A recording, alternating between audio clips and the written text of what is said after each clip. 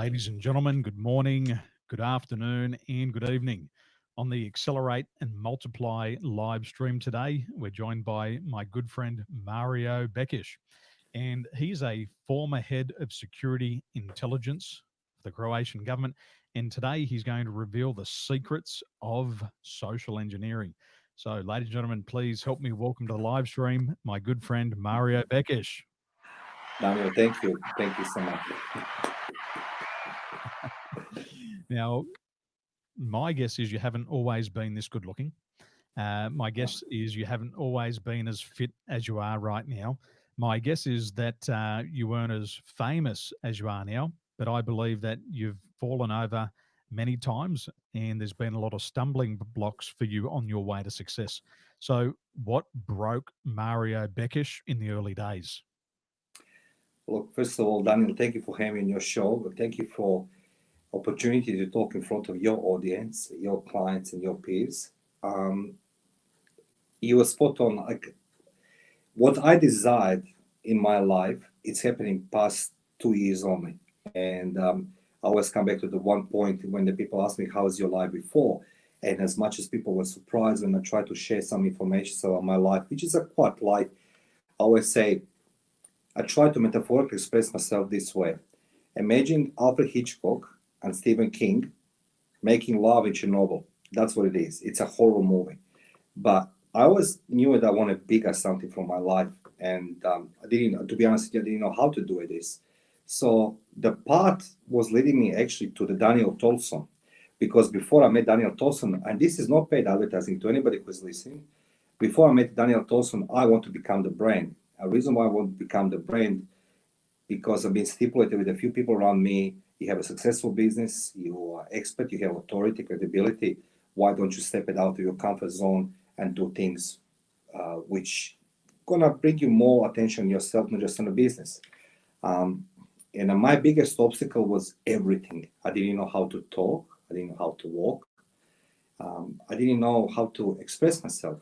So eventually I met Daniel Tolson who helped me this the life. It's full of surprises, Daniel. You agree with me. You have the same experiences. Maybe I'm a little bit more violent, but when you're 14 years old and you have the dreams, because the dreams are very important things in life. Even today, I don't want to grow up sometimes. I dream about different life because being born in communism makes big difference for everybody. And being 14 years old, when your parents decide to kick you out and tell you that you are not welcome anymore, that you are not a person, somebody who should live with them because they have a different views on a life. My path led me to the military. So step by step, and then I found myself in the midst of the war.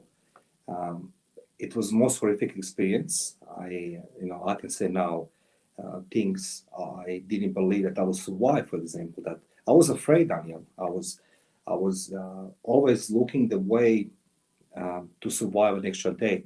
But when I saw the shortcomings, the shortfalls in me, at very early age, I was self-sabotaging myself because I was looking to somebody to love me, for example, my family, girlfriend, and I was always being rejected. I truly believe you're expert in this. Rejection is a very powerful thing, and being rejected by society, by parents, by girlfriends, and you know just the name of the group of the people, and you continuously believing you're not good enough. And then the miracle happened. Um, I was being rewarded, and I was being transferred in foreign affairs as a head of intelligence security of Croatian embassy in Canberra. And then I started believing that this is all reward. But again, I was self-sabotaging myself because I didn't believe that I deserved this. So of course, the once I decided to stay in Australia, legally, of course, I found myself in my own story I created that I can't find job I want because I didn't believe I deserve. I didn't believe I can find love. I can find many things in my life. You know what I mean? So the obstacles have been there. Now I can reflect from this distance, knowing you and everything else. I can say it was worth it. At that stage, I didn't know you. I didn't know nobody. And more I was doing things, I was more digging hole under me. I was falling into my own trap. My ego's been hurt. There's not question asked. Ego is the biggest motivator in my downfall because I believe that I should get something, but then at the same time, for example, I deserve to be head of some organization, but then same token, I was putting more into me. Oh, maybe I'm not good enough. Maybe they don't want me. Maybe my English is not perfect. So self-sabotaging was my biggest issue, just because I didn't believe myself. Well, I didn't know Daniel Tolson, who, of course, who helped me. A man with 46 years old, and there's no shame to admit this. Um, you recognize in me and you helped me, and I mean, this is your experience, and you'll not be able to help him because you gone through your ordeals in your life and you have obstacles. And that was the biggest thing for me. Somebody who is better than me, and this is I would say, people are afraid to ask for the help, but we can ask for help many people, but you need to find the person like I found you and told me, Mario, listen, you can do better, and you need to believe in yourself. You need to exercise more, which is true. Again, come back. Even this is your show. This is not advertising for Daniel Tolson. I will lie if it is. There is no scenario for this conversation. So I'm very grateful that after being in the military for 10 years, I've been wounded several times, stepping into waters of 007 life, which is nothing like in the movies. I was more afraid that I will not survive another day. And there's Jay. Um, There's Jay Cena, the third Jay, best looking man in the world. Mario first, yeah, me second, and Jay third. Mario, yeah, we're talking yes, about self sabotage here, and it's yes, invisible, and a lot of people don't see it because it happens behind closed doors. Now, that closed door can be behind the scenes, or it can be happening in our mind. yes. I want to dig deeper on that because what we talk about in emotional intelligence is self awareness. It's bringing these patterns up to the surface. How were you talking to yourself when you didn't believe that you were worthy of a relationship, as you doubted yourself? I can't speak English good enough. What was invisible? What couldn't people see within you? What were these thoughts running around through your mind as you had self sabotage? I was the biggest destructor of myself, nobody else. And when I talk people around me now, I can clearly say, learn from my mistakes, not from the good deeds happening to me now. There was no positive thoughts whatsoever. I'll be angry, for example. I'll be angry all day. I'll point finger in everybody for my downfalls. For if I knew you, I'd blame Daniel Tolson as well, but it's not the truth. Yeah. You're good looking. Um, I will wake up angry in the morning with the entire world. And I was looking excuses, just excuses for not being successful. I will blame the politics, the government, the calls, the Woolworths. You know, there was no reasons for me to believe there's something better for me because you don't know uh, how much you worth if someone doesn't recognize this in you and help you. But look, I'm not the expert like yourself, but I truly believe that something starts with the childhood and the parents, with the friends who you're surrounded. And for some reason, based on my thoughts, I was surrounding myself with the people who are equally miserable like me, even more. And I was finding myself comfort, unfortunately, in destructive manners. You know, drinking, I mean, and fighting, and I mean, there was a days in a war like I just want to die. I mean, instead of dying, I become you know, get a medal for bravery. I mean, and so on. That's the stupid things which happening, and then you don't see the light on the horizon. Reason why don't you see light on the horizon? Because you don't believe in yourself. Mm. Instead of saying to yourself, okay, this is another day. So please, anyway. So you were born in a foreign country. You've Mm, served in the war, and you said before, and I really like this, and I want to explore this more. yes. You've been behind enemy lines, Yeah. and you've been trained in counterintelligence. What is the true life like of 007? Is it sex with all these beautiful women? If it is, please tell me. Is it Is it glamour? Is it Ritz? Is it gambling in these big hotels and driving these fancy cars and flying private? Is that the life, or is it something else? And if it's something else, what is it? I tell you what I can share with you. Nothing what we see in the movies, because there's a different categories of intelligence operatives. You have an analyst in the office, you have operatives on the field like I was. Then you have the different variety of logistical support people and so on. And I didn't live the life of glamour because that was not reserved for me.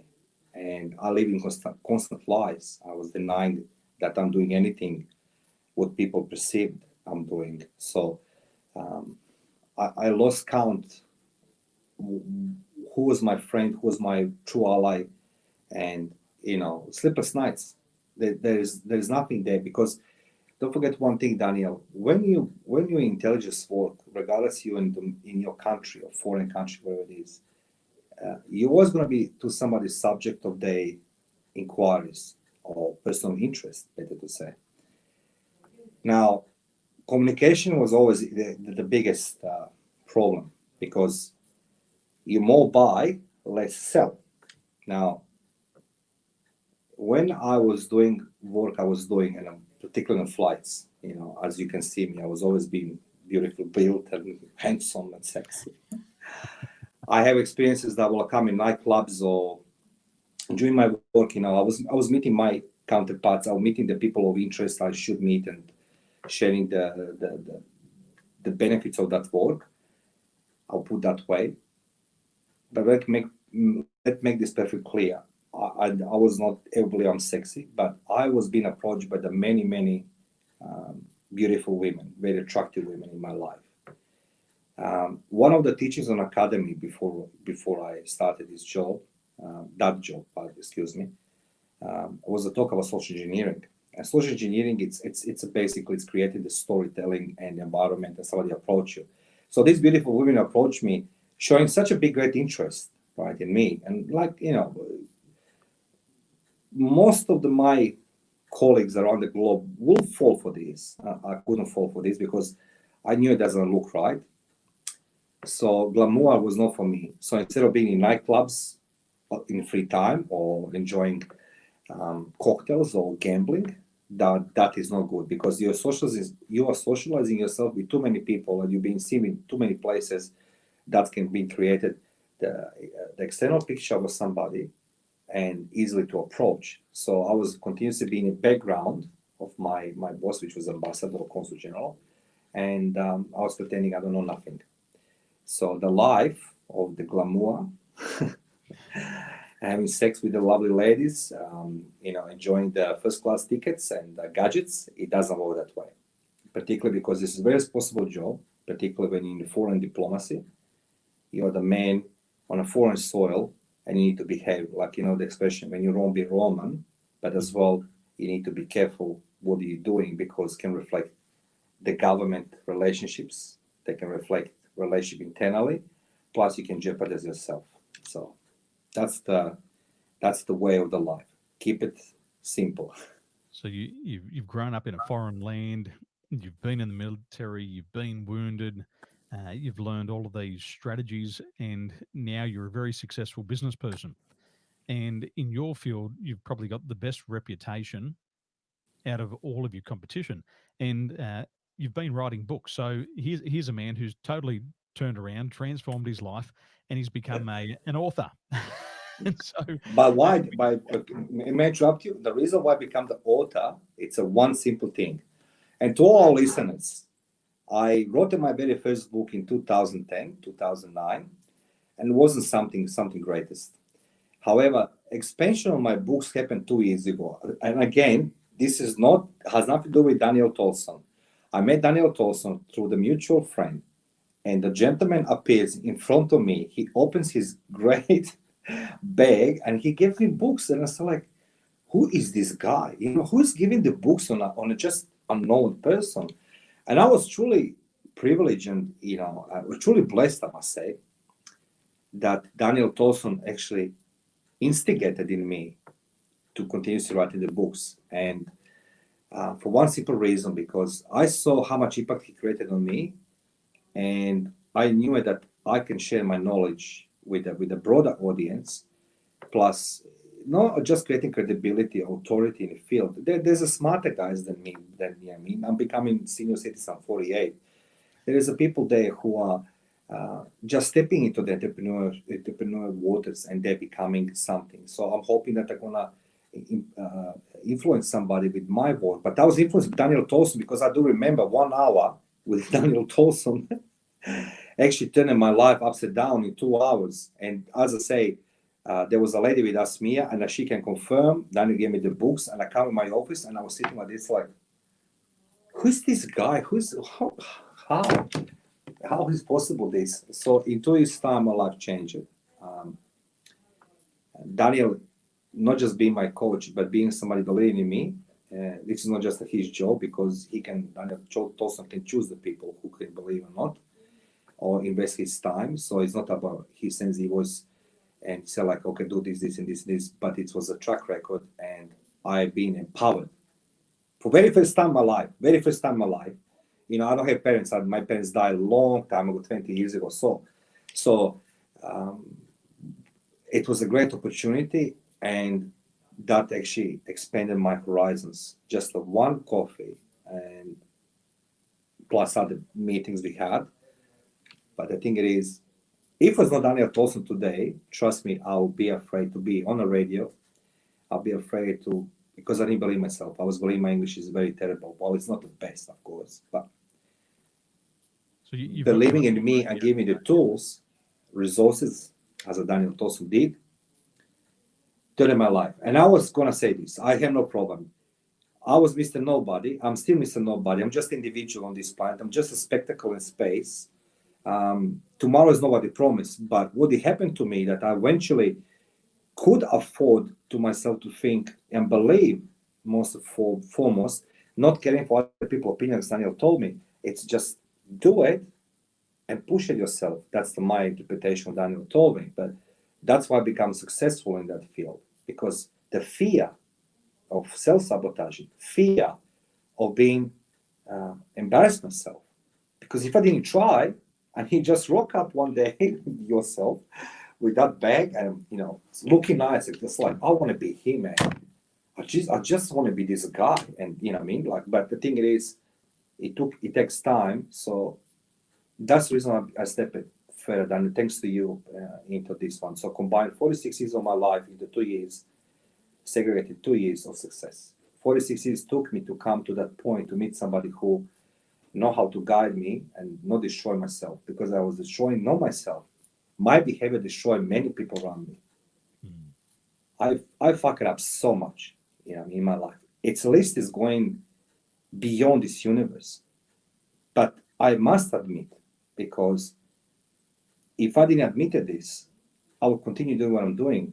So instead of looking at the psychiatrist, I found Daniel somehow. You agree, there was no setup meeting. It was just a coffee with me, and you just woke up, and I was like, who's this guy? Just one meeting. So yeah. So you've got all this knowledge. You've written your book, and now you're taking this into the corporate world. How do you help your clients dominate and gain a competitive advantage? The business world today is a Me Too world. It's like me as a coach. There's millions of coaches. Cars, there's bloody car companies launching every day. Airlines, well, that's another story. But there's a lot of Me Too products and services out there. So taking your knowledge from the military, from working with government organisations, how do you take this into a corporate market, and how do you help them gain a competitive advantage? What are you doing? I'll start from the end. I don't give my clients opinion or solutions or conclusions. I present findings based on my knowledge, experience, logistics I enjoy through my line of work. So client can choose and pick and make a decision making. Intelligence, on counterintelligence, you have something as a cycle, 5 elements. When it's come to the call, presenting to client and intelligence world, that's very, very, very normal. You don't give conclusion, what you give from point one, preparations, analysis, collecting the data and so on and so on. to the dissemination. Dissemination's raw because information plus value is equal intelligence. Now, clients need to decide what they're gonna do. However, I always see myself as a analog to the digital because the world around us it's heavily relying on informations, which is 24/7 accessible, even in your bathroom, your bed, your work, plane, which is mainstream media, social media intelligence. So excuse me, social media, and just name it, TV, radio. Now, all of this is functioning properly and fine for everybody till the COVID. When the COVID come, most of the clients I know and the majority corporation they lost the touch uh, with reality because every information, as I say, has a value. When it has a value, it's converting to intelligence. But you confirm something has a value in information. You can't confirm what's written on Twitter because Twitter can be anybody behind that nick. So it's not a big. It's not important what has been said, but who's been said on social media because that's a difference. But human intelligence, where I'm standing, that's my expertise, which means using human factor to verify or gather intelligence. For example, corporations from Australia, maybe they have no access in mainland China, Asia, Russia, name it. So my job is to verify information that stands there. So my client make a decision, just not based on a few sources, which is circulating around the social media, all platforms, right? So this is the way I was blessed because I was born in 70s. I lived through communism and I'm seeing the human intelligence as analog to the digital. One without each other cannot function. So for best decision making, I provide client not just investigative intelligence and human intelligence, but as well providing the source information to validate source. And that's the best part. So client sees the value in this rather than just running same templates as they done before because COVID proved that many informations they're untrustworthy and decision making cannot be made. So instead of this, something called the predictive analysis, which I learned in military counterintelligence, and that's what I'm applying that method. Predictive analysis. Yes. You mentioned before about doing a lot of your work on the aeroplane. Yeah. What is it like to Was was was. what is it what was it like to do this type of work on an aircraft? Can you paint a picture of the type of work that you do on the aircraft? Look, I the tragedy days when I was being engaged, let's just say the government I used to work, um, information has the value, as I say, and they represent overall intelligence. The life is changed in 2000s very rapidly. You agree, like you've been there, like from the cordless phone to the mobile phone to the USB. Mm. However, the true world of economical espionage, political espionage, military espionage, or intelligence you want to call it's a person, humans, the weakest link. They're strong as the weakest link. So what they will people do, like without hesitating, they'll take the holiday and they'll sit on a plane. And I was on that plane, and unfortunately, most of the people on the plane I was working on, they will, without hesitation, start using the mobile phones, laptops, and they will freely share information basically to IC. So the capturing that information was in essence to confirm that this person actually carries something from point A to point B, and the planes was being the blessed places. There was a film, there was a movie that George Clooney, I think George Clooney, In the Air, I think it's calling, when they're talking in the bar. Well, that's what they did. They fly first class, top deck, hey, chit chat. There's a Mario sitting there like a humble security guard. No habla inglés, and people talk, and they're sharing information. And my job was just to confirm is this standing. Because It was much more easier than looking for the source on the ground because it's always movement. But once when it's been pinpointed to the person, that person confirmed that carries valuable information of the government or whatever, then they're going to plan to share this. And that was my job to befriend them and talk to them. And, they're happy to talk. So people love to talk. Well, you mentioned year 2000, Mario. Is that you? Mate, that's me. My auntie, she was cleaning out a house the other day and she said, I found this photo of you. Oh my God, I can recognize you, eh? Man, this Mate, is, oh, it's like mine's identical 2000 now, and now it's same. So, like, you know what I mean? But that's very and here I different am, Daniel, I know. and here I am today teaching people how to wear their tie correctly, and mine's about 3 inches too high. But let me tell you something. You are now tying up your tie very nicely because I'm copied that as well. So yes, that's the beauty. So you've written 6 books now. Seventh, it's coming now. So The seventh is seventh is coming coming. about social engineering. Yes, that's correct. Yes. Okay, so on the topic of social engineering, you're going to launch this book, and for the people who are going to read it, what are they going to take away from the book? What are they going to learn? I look, as I say, information has the value, and as much as we try to ignore the fact, maybe just for example, um, maybe you're just a florist, or maybe you're just a guy working in a burger joint, or maybe a CEO.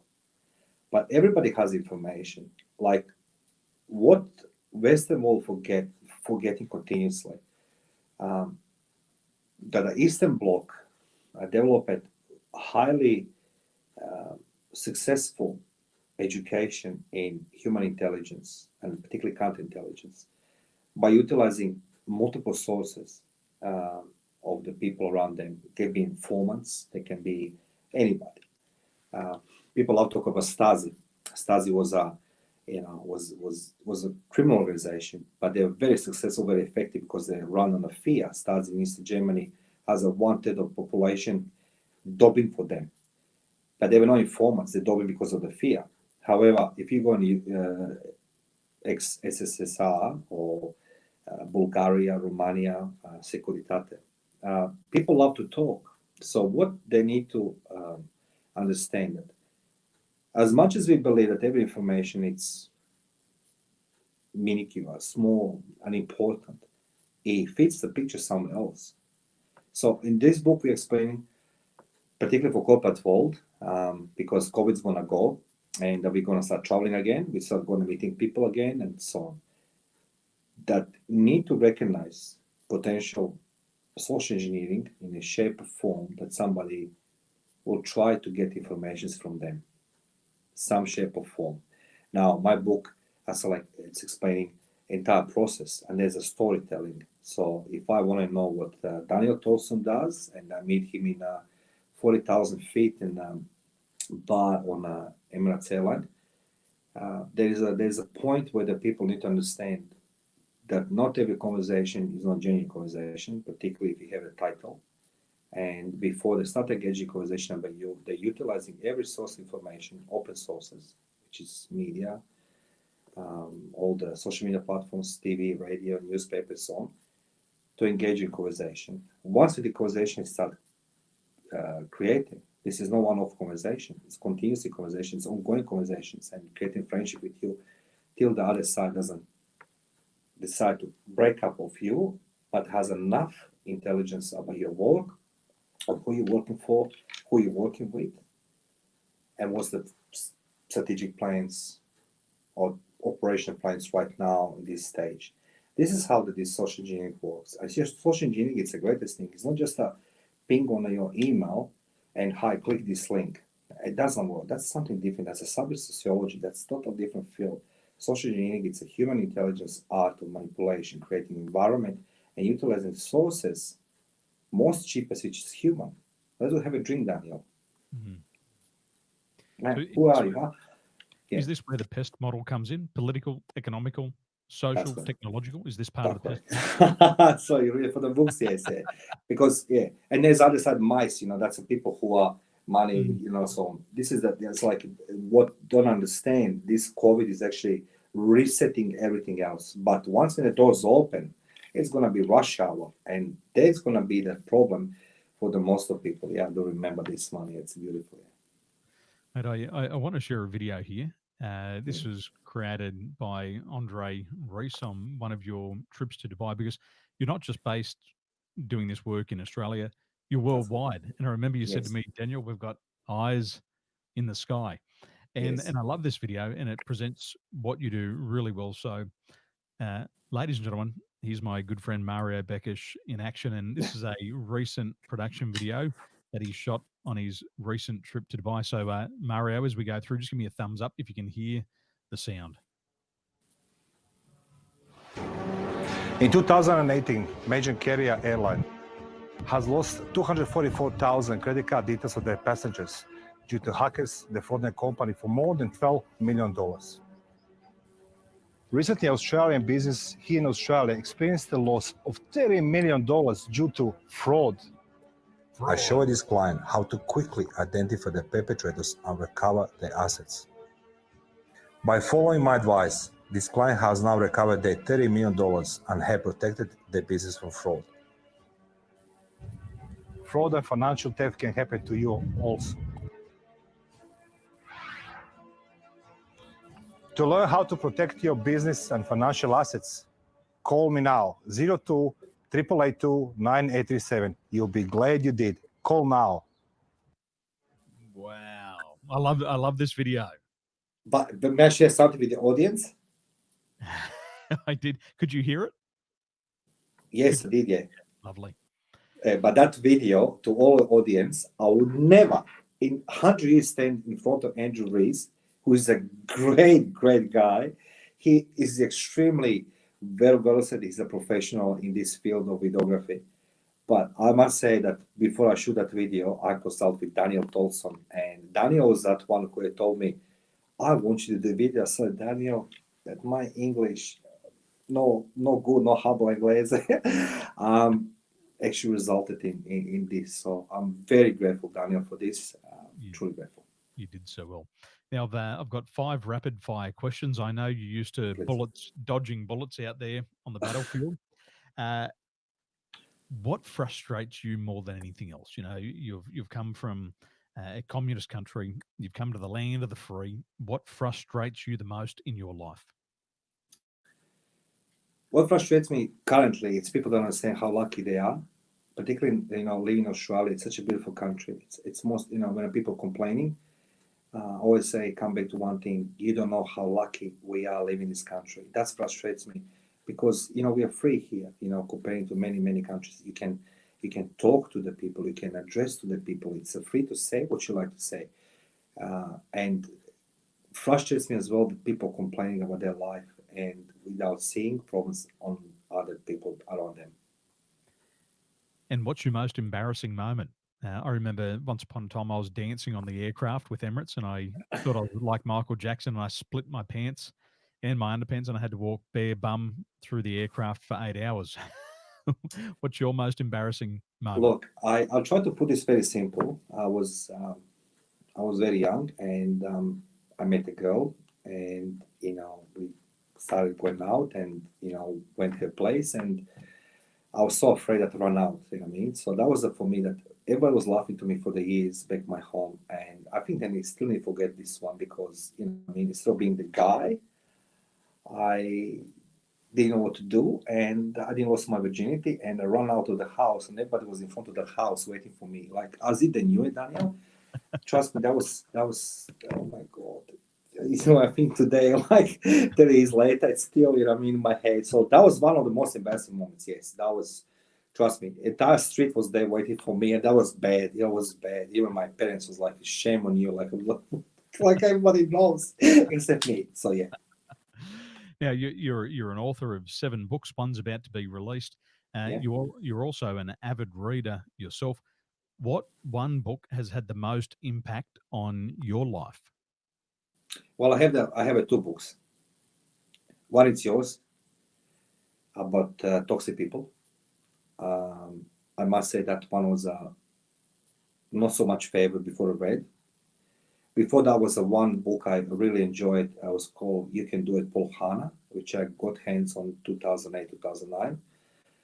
But then I got your books, and this about toxic people was it was true. I understood my behavior. I understood people around me. So I forgive them all, and I forgive myself for the stupidity after reading that book. So it's a two books, I must say. Sorry, it's but toxic people, whatever his name, I forgot now. But it's there, my room. So yeah.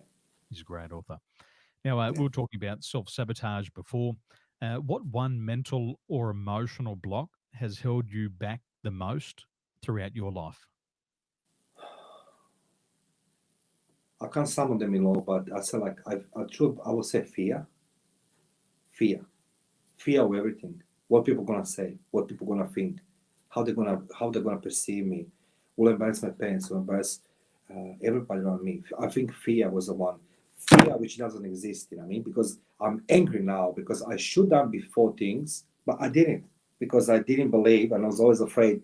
I better don't step that extra step because people see me differently. They're gonna laugh at me. They're gonna make fun of me. But that was overcome with conversation with you. So yes. So that's the truth. 46 years. Despite of my bravery, courage, and everything in war and everything else, that's a different life. But mental deep inside of me, I would never go forward if I didn't speak with you in the first place. That is true. That's a given. So, fear. What Yeah. advice would you give to somebody who is struggling with the same fears that you were going through in the past? What advice would you give them? I give you the story of my father. My father was different man. Long story short, but he was having great ideas. He was a welder. He was being very well recognized, and he has a great ideas. And he died, dead, no movement. 96 in January. Then I recently, as I met you, I heard something very Bob Proctor. He said something interesting. Imagine if you are on a deathbed, surrounded with the drinks, and look at you with the angry eyes, and they say, "We come in your life, and now we need to die with you." Now, that sounds very good, but I'll tell everybody talk to Daniel Tolson. That's the fact, I mean, because it's like we can reach some level of inspiration to the parents, to the friends, or because what I learned one thing, those who are supposed to love you most, they put you down the fastest and the quickest. Family, friends, so-called friends. Um, but the fear doesn't exist. But even if you believe it exists, you need to find the mentor. I got this in Daniel Tolson. So, again, I say, there was no script in this conversation. I didn't know what the questions coming. I don't advertise in Daniel Tolson, but I'll fucking open my mouth everywhere and say this guy is a unique, and this is the fact. Because 46 years, I was living against the wall, being against the wall, and I was looking more. The wall doesn't move behind me because I was safe, and then I start stepping out because I realized if I don't do this now, we're gonna do it. I'm gonna die one day anyway. So what am I gonna leave? No legacy, nothing. It's easy to talk over the coffee, but when you put something into book it's a reflection of your knowledge, and you must be ready to be criticized, and people give you the feedback, which I'm ready now. 46 years, I wasn't. Well done, mate. I'm so proud of you. Well done. Thank you, Daniel. Well, ladies and gentlemen, it's been a pleasure to spend time with Mario as always. I had Mario speaking to 440 of our clients here in Malaysia recently, and he did a phenomenal job. And I know that he's doing a lot of hard work for him and his family. Mario is going to be releasing his latest book. It's going to come out. What dates the next book coming out, Mario? It's gonna come mid. It's gonna come mid of November. So maybe Emmy first week of November. So, but I'll let you know, your listeners, so your clients and everybody else. Beautiful. So, ladies and gentlemen, I want you to go over to Mario Bekes's website right now. He's not just an author. He's not just a big business owner. He's also a great guy, and he's got his own podcast. He's got his own radio show, and he's doing wonderful things out there in the world to keep businesses safe. So go to his website, learn more about his books, and learn more about his life by joining me here on social media. So Mario, thank you so much for joining me once again, and I'm going Thank to you, send Daniel, for you having me today. And to everybody who is today listening and going to listen, he is the guy. I'm telling you. And I've been everywhere, done a lot of things, but I'm telling you, this guy here, he's a magician. Daniel, thank you for having me today, and apologies for my behavior, but that's just my happiness. So that's all. So, We love the bad boys. Thanks, Mario. I'll see thank you you, soon. Daniel. Ladies See and you. gentlemen, Bye. have a great Bye. good morning, good afternoon, and good night.